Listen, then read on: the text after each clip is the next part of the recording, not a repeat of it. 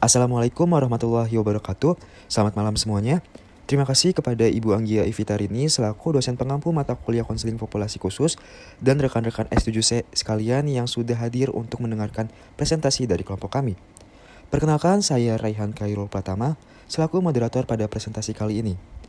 Kami dari kelompok 4 akan menyampaikan materi tentang anak dan perempuan.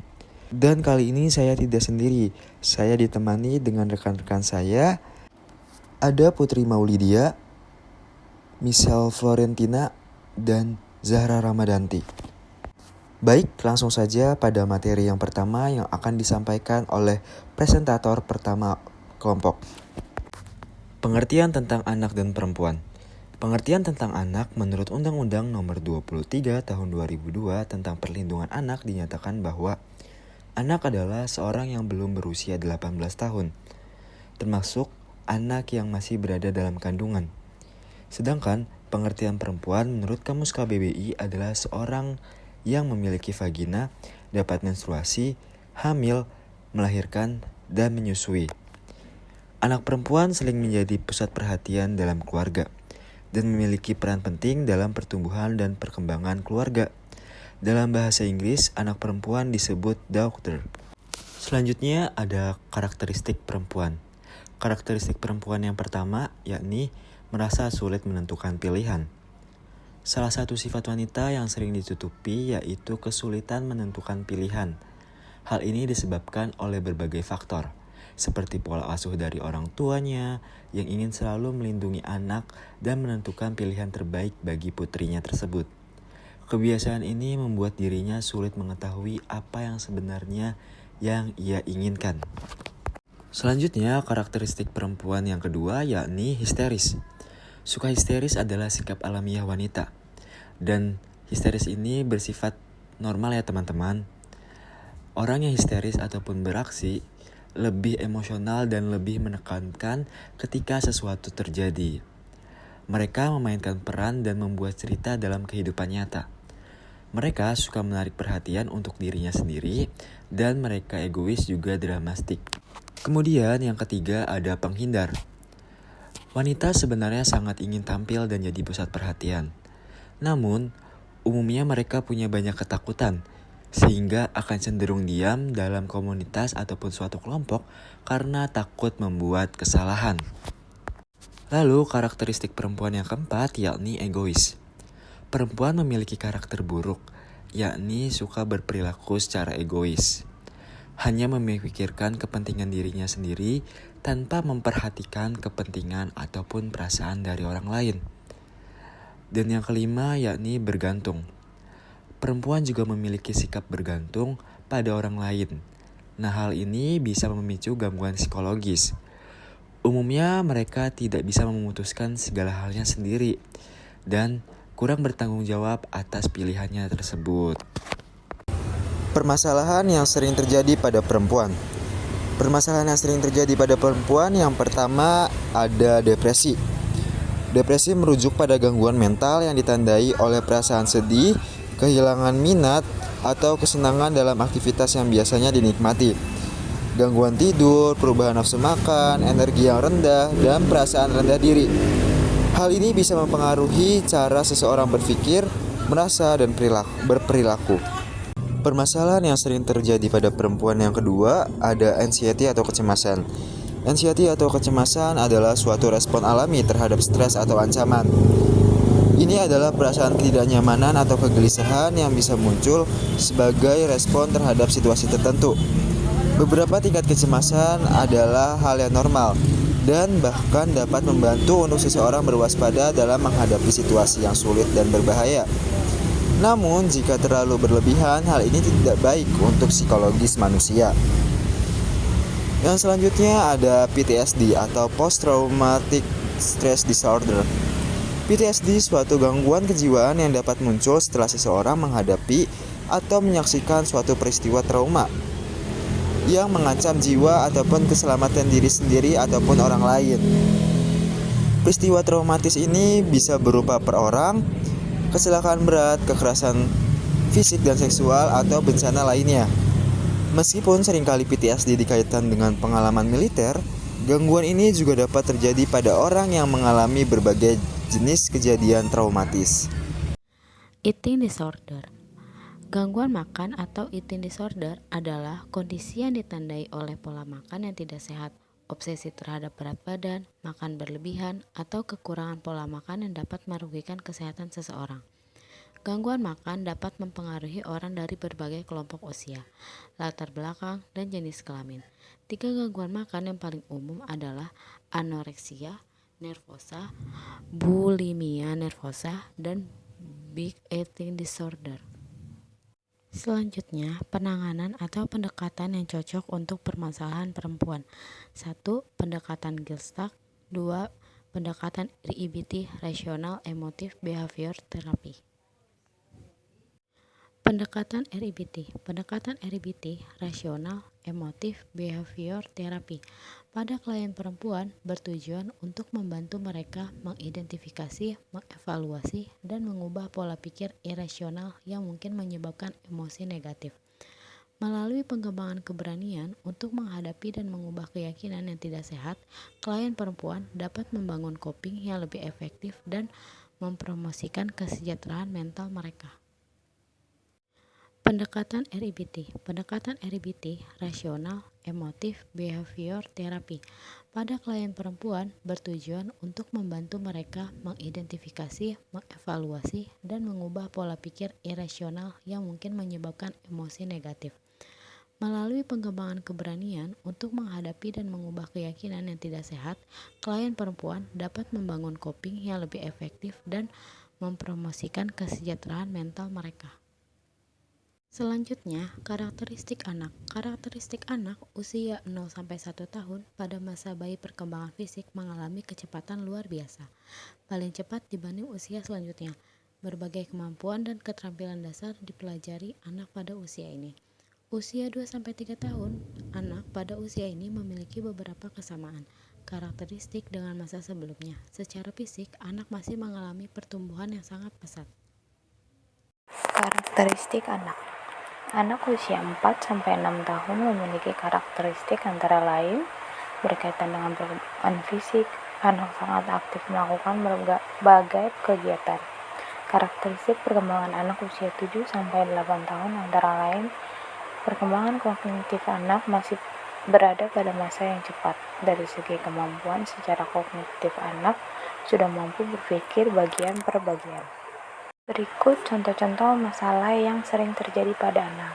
Yang pertama ada masalah fisik, yang kedua ada masalah dalam berbicara, yang ketiga ada masalah emosional. Kemudian yang keempat ada masalah sosial, yang kelima ada masalah bermain, dan yang keenam ada masalah moral. Penanganan layanan BK yang tepat untuk anak. Yang pertama ada layanan orientasi, yang kedua ada layanan informasi, ketiga ada layanan bimbingan belajar, keempat ada layanan bimbingan dan konseling, kelima ada layanan penempatan dan penyaluran. Karakteristik manula. Yang pertama ada jenis kelamin lansia, yaitu lebih banyak wanita daripada laki-laki. Yang kedua ada status perkawinan, yaitu status pasangan masih lengkap dengan tidak lengkap akan mempengaruhi keadaan kesehatan lansia baik fisik maupun psikologi. Dan yang ketiga ada living arrangement atau keadaan pasangan tinggal sendiri atau bersama suami dan istri, tinggal bersama anak atau keluarga lainnya. Yang keempat, kondisi kesehatan pada lansia cenderung untuk melakukan aktivitas sehari-hari secara mandiri, sedangkan pada kondisi sakit menyebabkan lansia cenderung dibantu atau tergantung pada orang lain dalam melaksanakan aktivitas sehari-hari. Yang kelima, keadaan ekonomi pada dasarnya lansia membutuhkan biaya hidup yang tinggi, namun karena lansia tidak produktif lagi, sehingga pendapatan lansia menurun dan tidak semua kebutuhan lansia dapat terpenuhi. Permasalahan yang sering terjadi di manula ataupun lansia. Yang pertama, lansia mudah terjatuh. Kenapa sih lansia mudah terjatuh? Mungkin salah satu faktor penyebabnya adalah penurunan daya penglihatan pada lansia. Faktor ini menyebabkan lansia mudah terjatuh. Lalu yang kedua, lansia mengalami penurunan daya ingat. Salah satu faktor penyebabnya lansia mengalami penurunan daya ingat yaitu penurunan fungsi organ pada usia lansia. Kemudian yang ketiga, lansia bisa mengalami depresi. Lansia bisa mengalami depresi apabila lansia memiliki begitu banyak tekanan dalam kehidupannya. Hal ini bisa menyebabkan lansia mengalami depresi. Kemudian yang keempat, lansia bisa mengalami kegelisahan. Salah satunya adalah kurang tidur pada waktu tidur lansia. Hal ini bisa menyebabkan lansia mengalami kegelisahan. Layanan BK yang tepat untuk manula ataupun lansia, yaitu yang pertama ada layanan preventif, layanan kuartif, dan layanan rehabilitasi. Layanan preventif itu apa sih? Layanan preventif pada lansia adalah kegiatan untuk mencegah atau mendeteksi dini masalah kesehatan pada lansia. Hal ini mencakup sejumlah inisiatif dan tindakan yang bertujuan untuk mempertahankan dan meningkatkan kesehatan mereka serta mencegah atau mengelola penyakit dan kondisi kesehatan tertentu. Kemudian ada layanan rehabilitasi. Layanan rehabilitasi itu untuk lansia yang dirancang untuk membantu mereka memulihkan atau mempertahankan kemampuan fisik, mental, atau sosial mereka setelah mengalami cedera atau penyakit. Program rehabilitasi untuk lansia umumnya disesuaikan dengan kebutuhan dan tujuan individu. Kesimpulan dari seluruh pembahasan ini yang pertama yaitu 1. Perlindungan anak. Perlindungan anak merupakan tanggung jawab bersama masyarakat. Hak-hak anak perlu dijaga, termasuk hak atas pendidikan, perlindungan dari kekerasan, dan hak untuk tumbuh dan berkembang secara sehat. Yang kedua, pentingnya peran manula. Manula atau lansia juga merupakan bagian penting dari masyarakat yang perlu mendapatkan perhatian khusus. Masyarakat harus menciptakan lingkungan yang mendukung dan menghormati manula, termasuk memastikan akses mereka terhadap layanan kesehatan dan dukungan sosial. Yang ketiga, pendidikan sebagai pilar utama. Pendidikan memainkan peran kunci dalam membantu pandangan masyarakat terhadap perempuan, anak-anak, dan manula. Pendidikan yang inklusif dan berkualitas dapat membantu mengubah norma sosial dan menghasilkan masyarakat yang lebih adil. Dan yang terakhir, pentingnya kesejahteraan bersama. Kesejahteraan masyarakat tidak dapat dicapai sepenuhnya tanpa memperhatikan kebutuhan dan hak semua anggota, termasuk perempuan, anak-anak, dan manula. Solidaritas dari perhatian terhadap kelompok-kelompok ini akan membentuk masyarakat yang lebih berdaya dan lebih adil.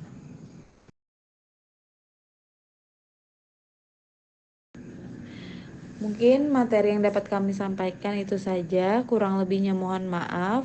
Wassalamualaikum warahmatullahi wabarakatuh. Berikut ini adalah cuplikan video observasi dari kelompok kami. Silakan dilihat dan disimak ya teman-teman. Terima kasih.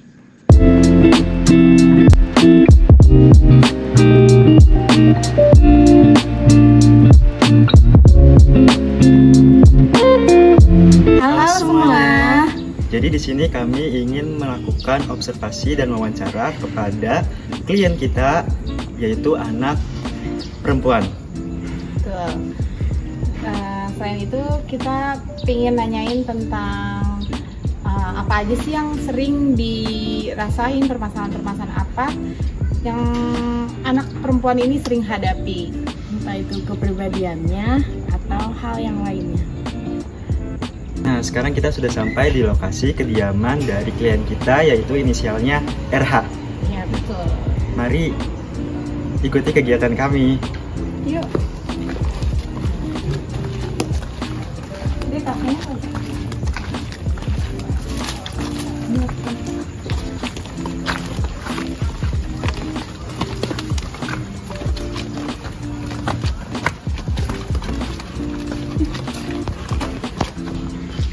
Nah, kita udah sampai di rumahnya. Ayo mari ikuti.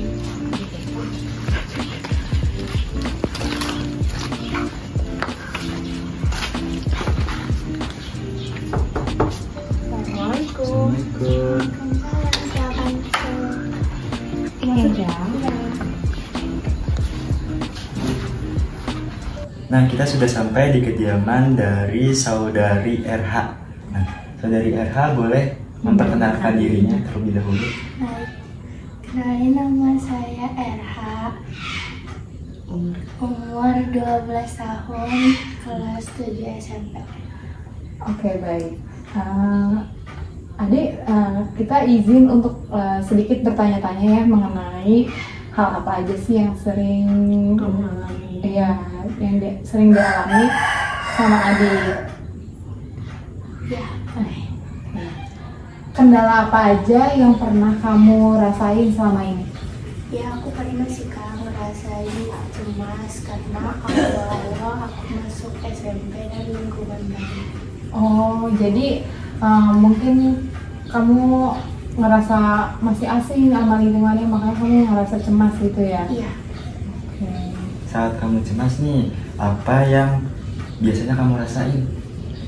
Entah itu kamu misalkan ngerasa jantung berdebar-debar, kau pernah nggak ngerasa seperti itu di saat kamu cemas? Pernah ya, jantung berdebar, keringat dingin gitu ya? iya, Iya sih. Berarti terakhir kamu merasakan kecemasan itu di awal masuk lingkungan sekolah baru ya? iya. Ada hal apa lagi sih yang kamu rasain selain itu? Ya aku pernah Kak pas memperkenalkan diri ke depan kelas. Perasaannya sama tuh, kamu deg-degan, ngerasa nggak nyaman karena diliatin ya? Iya, Nah, biasanya kalau kamu lagi merasa cemas, apa sih yang kamu lakukan? iya paling aku diam sejenak dan menarik nafas, menghela nafas. Itu sih Kak yang sering aku lakukan ketika aku cemas, itu membuat cemasku agak redahan. Ada hal yang kamu coba nggak sih untuk mengurangi rasa cemas itu? Nah itu sih Kak yang aku belum nemu gimana sih Kak cara untuk mengatasi kecemasan di diri aku. Mungkin kamu bisa menanamkan diri kamu untuk menjadi percaya diri. Selain itu kayak kamu juga harus ngasih afirmasi positif ke diri kamu. Kayak sebenarnya nggak ada loh yang ketika kamu melaksanakan diri nggak ada loh yang mengintimidasi kamu. Gitu sih biasanya. Karehan ada nggak Karehan? Caranya tadi ada yang nanya, ada nggak caranya? Nah, juga mungkin kamu bisa nih belajar ngomong sendiri di depan kaca. Kamu kan bisa berlatih secara sendiri di depan kaca tersebut.